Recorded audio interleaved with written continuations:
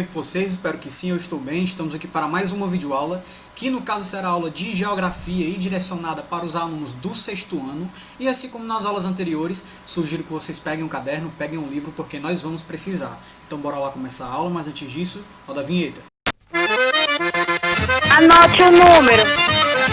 Capítulo 6, Relevo 2. Então, galera, lembrando, recapitulando aqui, que a gente já deu início ao capítulo 2 e na nossa primeira aula, sobre o capítulo 2, que está discutindo aí o relevo, a gente procurou discutir essas grandes estruturas do relevo terrestre. Então a gente fez aí uma breve introdução, sobre os tipos de relevo lá na nossa primeira aula, certo? Na nossa segunda aula, a gente procurou entender aí algumas perspectivas geológicas, tá certo? Que vão influenciar diretamente aí na característica do relevo também, tá certo? Então a gente procurou entender aí os cinturões orogênicos, a gente procurou entender as bacias sedimentares, tá certo? E outras dinâmicas também que influenciam, claro, diretamente na estruturação do relevo, a partir do momento em que a gente tem em mente que o relevo do nosso planeta, ele sofre interferências sim, de dinâmicas internas do planeta e dinâmicas externas, do endógeno e do exógeno.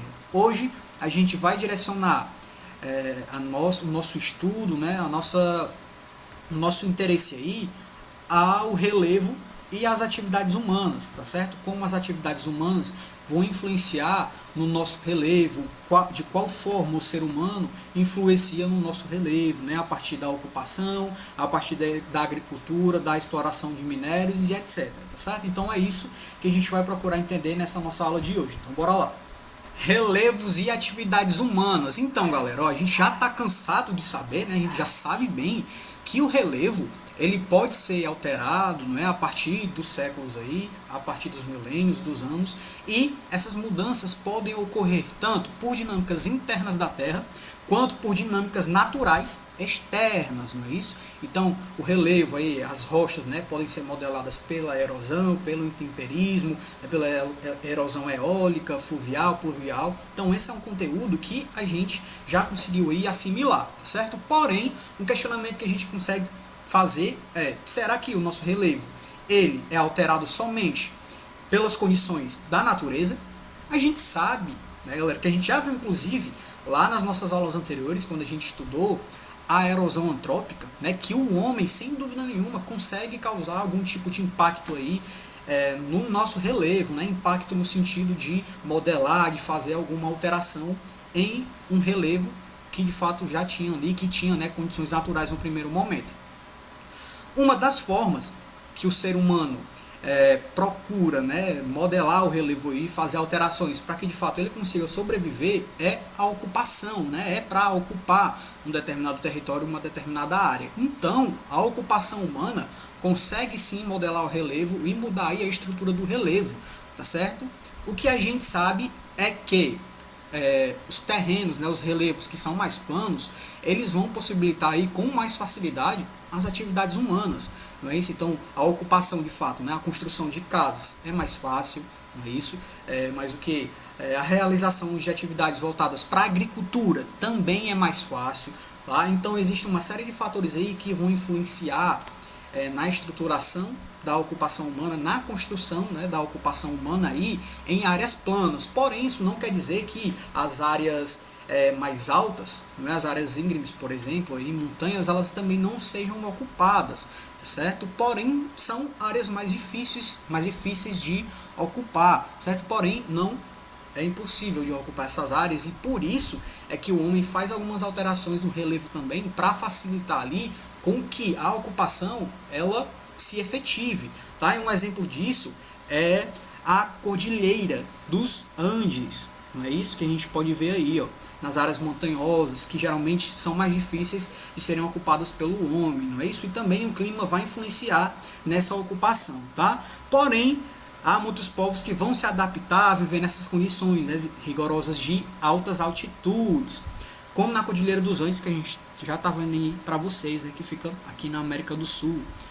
E também a gente tem outro exemplo que é a região do Himalaia, na Ásia, em que a ocupação humana é realizada, certo? Então, o que a gente sabe, o que a gente tem agora é que a ocupação humana é uma das formas de modelar o relevo, né, de mudar o relevo por parte do ser humano.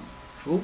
Uma outra atividade que vai também impactar aí diretamente na formação, né, na estrutura do caso do relevo, é a agricultura, galera. A gente acabou de ver que as áreas que são mais planas, elas são áreas, claro, mais propícias à plantação, por exemplo, né, a agricultura de fato. Porém, as áreas montanhosas são mais complicadas de serem ocupadas e, portanto, de produzir determinado tipo de alimento também, tá certo? Então a agricultura se torna mais difícil nessas áreas que são mais elevadas, né? Essas áreas de encosta, que são mais íngremes aí. Por quê? A gente tem em mente que quando chove, por exemplo, a chuva ela tem um poder erosivo maior, a chuva acaba carregando com mais facilidade a plantação, né, que está sobre aquela determinada área ali. Então, a chuva tem esse poder de fato erosivo, né, nessas áreas que são mais íngremes, nessas áreas que têm uma altitude maior. Além disso, até a atividade humana, ali, a pessoa que está produzindo, quando está andando por essa área aí, é até mais complicado. A mecanização também, que são os equipamentos usados na agricultura, como por exemplo o trator aí de extração de algum determinado tipo de produto, né? Então nessas áreas fica bem mais complicado que um trator ele entre em uma área dessa, né, e suba, por exemplo, uma ladeira. Então é mais complicado de se realizar atividades nessas áreas de montanhas, né, nessas áreas de altas altitudes. Porém, o ser humano, claro, tendo a perspectiva de ocupar essas áreas, esses terrenos, né, esses territórios, eles também fazem tipos de adaptação, vamos dizer assim, né? Então eles interferem diretamente aí na estrutura do relevo. Uma das técnicas que é utilizada é a técnica de terraço, né? São os terraços em que os produtores eles preparam a estrutura, eles constroem degraus,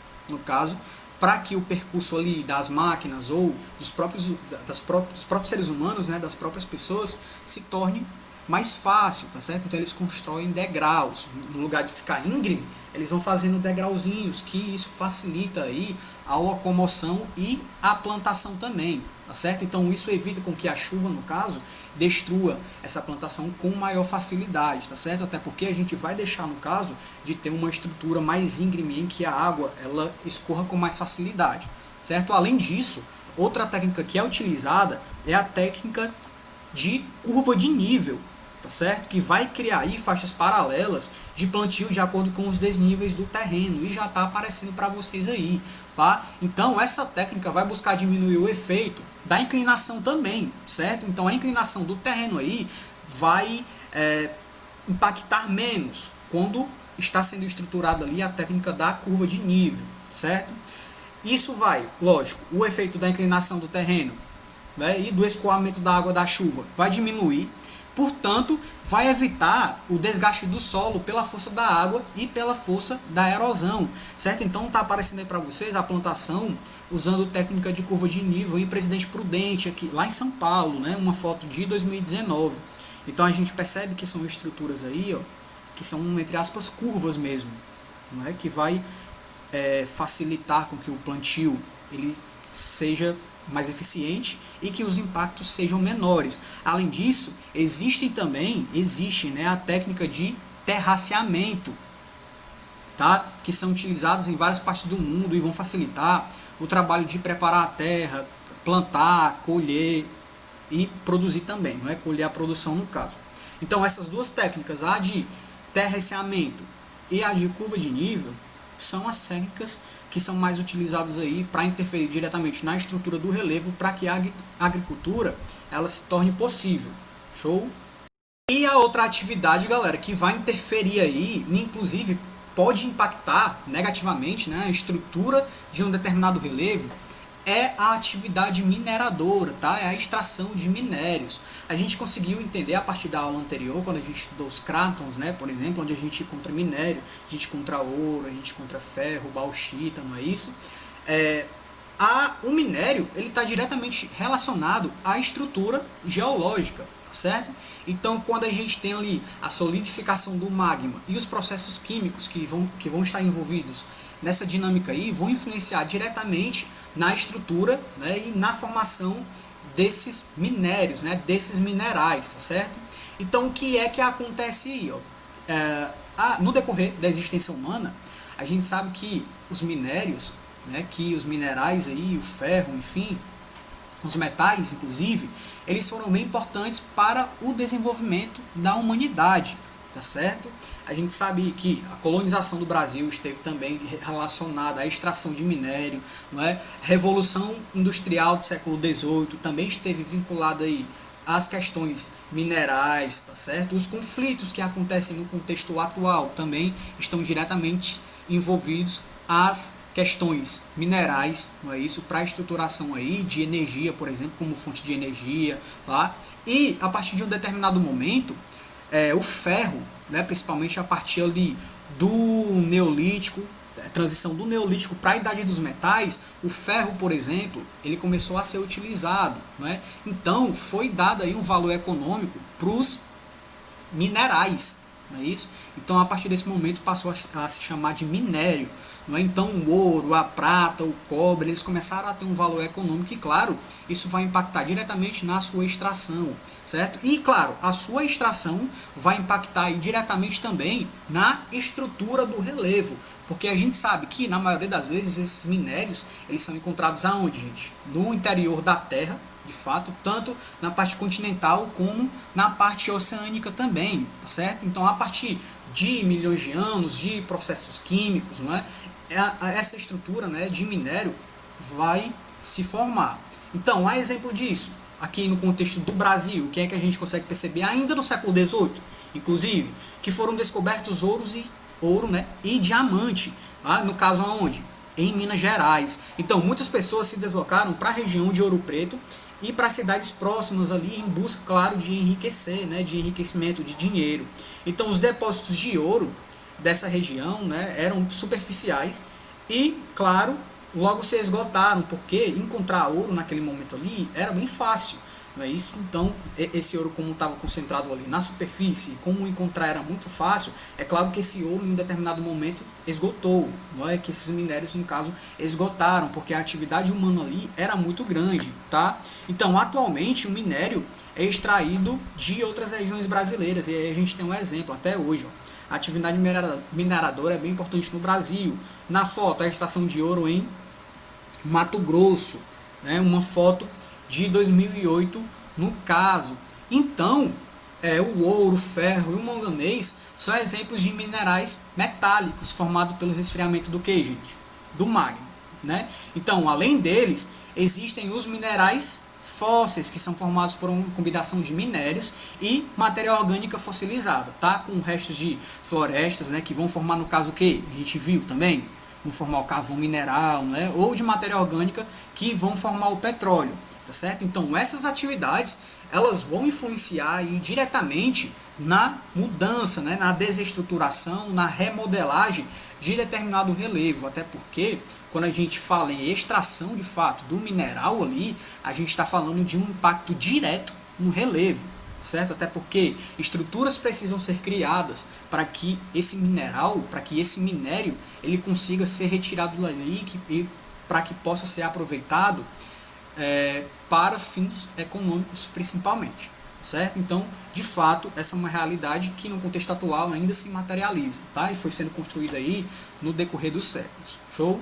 Por hoje é isso, galera. A gente encerra a nossa aula por aqui. Eu espero que vocês tenham entendido. E caso não tenham entendido, vocês já sabem, né? Podem entrar em contato comigo pelas redes sociais. A gente tem as nossas aulas online pelo Google Meet, né? Que são bem descontraídas, bem interessantes, onde a gente consegue tirar as dúvidas e consegue ampliar essas discussões aqui, tá? Então é isso. A gente se vê na próxima aula. Continue estudando e um forte abraço. Valeu!